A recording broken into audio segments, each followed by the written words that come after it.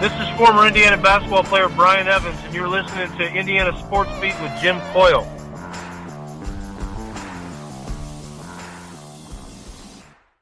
Today's guest is brought to you by Reynolds Family Dentistry of Sellersburg. You need $1 million smile for those championship photos, and that's exactly what you'll get with Reynolds Family Dentistry.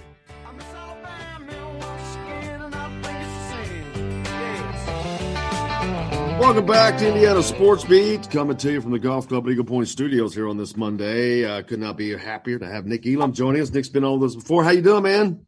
I'm doing great. Great to be with you. Man, the TBT's coming back in a couple of weeks, and it's got to make everybody exciting. Excited to have some live sports, but basketball, but most of all because this thing is just fun to watch, and I think that's why it has continued to grow and prosper, and the Elam Ending is a big part of that, but it's a good, fun tournament. It's a lot of fun, and that's what was so thrilling for me that they were the first ones to give the Elam Ending a chance back in 2017 because TBT was an event that I was already familiar with. I already watched avidly every summer, and for them to be the ones to embrace it, that was really exciting to me. So it's a fun event, and the 2020 edition will be unlike any other for sure. Now, do you have any involvement with the actual tournament? So I do stay in touch with the organizers. We're in contact every few weeks about this or that. So, I mean, in that way, yes, we stay in communication throughout the year and throughout the off season to get ready for the summer event. Will you be on site for when they start July 4th in Columbus? Will you be on site for that?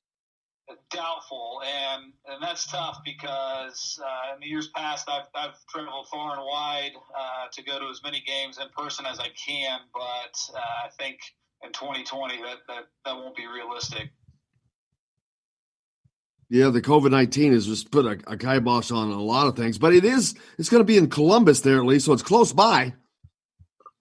It is close by, and I know Columbus will do a great job with it, and it'll be exciting to see who comes out on top because when they whittled the field down to just 24 teams, and so really you're dealing with the cream of the crop there. So it should be a great event this year. Now, does that not give the Ohio State alums a big advantage? Because I think they did pretty well in that tournament. They have an advantage because they got a great team. Their talent is enough of an advantage as it is. So, I mean, normally you would think, well, they're in Columbus. That'll be an advantage because their fans are so passionate. But they won't have the fan support because there won't be anybody in attendance. So, I'm not sure how much the home court advantage will come into effect with nobody in attendance. I know last time that we had talked was kind of right after the NBA All-Star game when it was so successful with your ending and the addition of that. Have you had and we talked at that point about what the future might be. I think it was just endless opportunities as to where this might go. What's transformed or transpired? Has anything happened that might make this ending or change the ending in a positive way? Yeah, so that's what's great is that now that the format's been implemented, now we get to really scrutinize it and try to figure out, okay, how do we make the format even better? And I've always said I think that I'm really the toughest critic of the Elam Ending because I really try to look at it inside and out and try to figure out because I want it to be as good as it can possibly be. So for 2020 at TBT, one small modification is going to be how they handle fouls on the floor during the final stretch of the game. Instead of getting 2 shots, you're only going to get 1 free throw, but you're going to get to keep possession if there's a foul on the floor. Now, what this will do, this is going to address a very specific scenario, a sudden death scenario at the end of the game where if a team was trying to shoot a three-pointer to win the game and their opponent was just 1 or 2 points from that target score, sometimes you would see a team foul to prevent that game-winning three-pointer.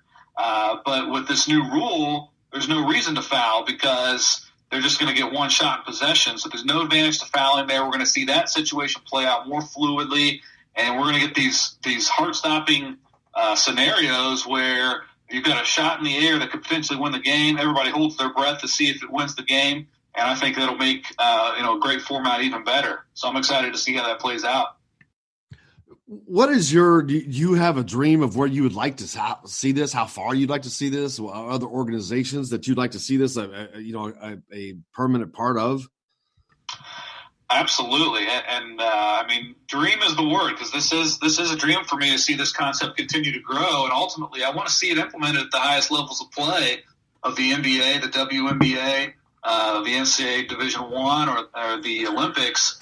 And I don't think overnight it's going to be implemented across the board at those highest levels, but I think the format's going to continue to grow at different levels in the meantime, and that's what's exciting. And so I feel like every league or event should have the opportunity to announce that implementation on their own terms. But what I will say is that here in the coming weeks, we're going to get an exciting announcement about another league or event that is implementing the format.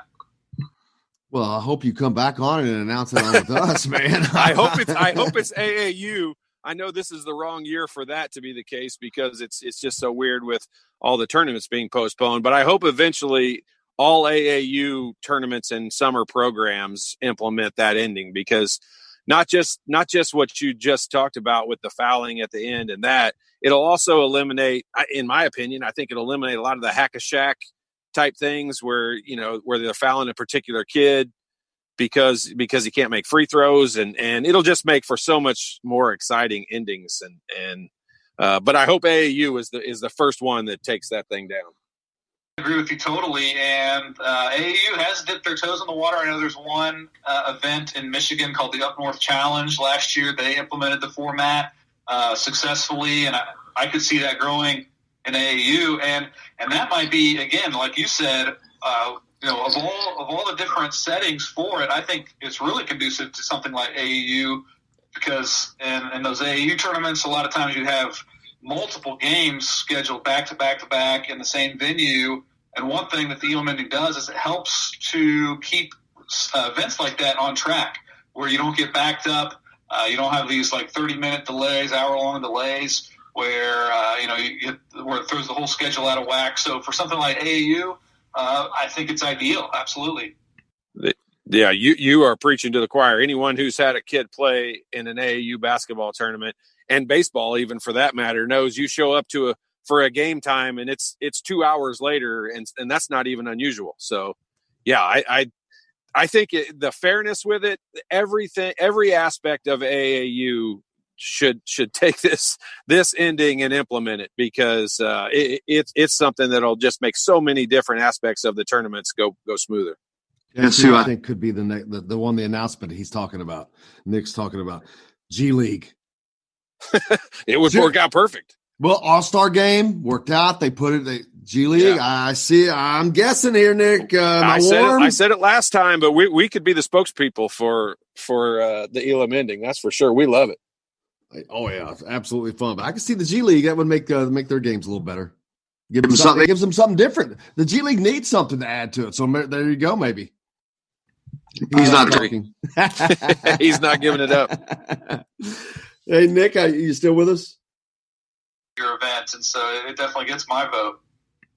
Yeah, I'm looking forward to it. And we'll certainly look forward to getting you back on here in a few weeks once the TBT gets going. And, of course, whenever that announcement is made, we'll talk about that too. Looking forward to that. But what else? How can you benefit from this? Because everybody just takes it and uses it. Because I know you'd love to stay involved because it's your idea, your baby. And but, man, how we got to get Nick involved in this? Hey, yeah, absolutely. That's something that I keep in mind for sure. And so, yeah, if there's anybody out there, a representative out there who can advocate for me, that'd be great. And no, I think ultimately it will have that indirect benefit for me, and being attached with this idea. I think that whether it's in the sports realm or even the business realm or education realm, people will say, hey, this Elam guy's got some pretty good ideas.